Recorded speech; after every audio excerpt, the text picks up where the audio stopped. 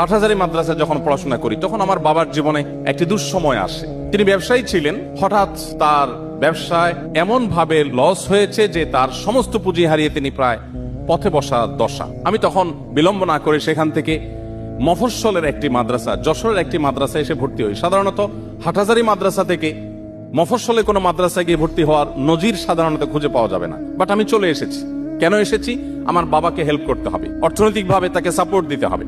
আমি সেখানে এসে যশোর যুব প্রশিক্ষণ কেন্দ্রে ইমামতির দায়িত্ব নিয়েছি এবং সেখানে কোরআন পাঠদানের শিক্ষকতার দায়িত্ব নিয়েছি। এই দায়িত্ব পালন যখন আমি করি তখন আমার বয়স অনেক কম, আমার বয়স তখন 17 কি 18 এরকম হবে। এরকম বয়সে আমি সেখানে এসে এই দায়িত্ব পালন করে, আরো কম হবে, বোধহয় 16 কি 17 হবে। আমি এই দায়িত্ব পালন করে প্রতি মাসে উপার্জন করে বাবাকে আমার সে উপার্জনের সবটুকুন টাকা তুলে দিতাম। তখন আমি যে বেতন পেতাম সম্ভবত 600 টাকা বেতন পেতাম। আমার মনে পড়ে আমার জীবনে 4 বছর আমি সেখানে দায়িত্ব পালন করেছি, 600 টাকা থেকে 6 টাকা কোনোদিন আমি কেটে রাখিনি। 600 টাকার সবটুকুন টাকা বাবার হাতে তুলে দিতাম। উদ্দেশ্য ছিল যে বাবার যাতে চলতে একটু সহজ হয়, সুবিধা হয়, তার জন্য সাপোর্ট হয়।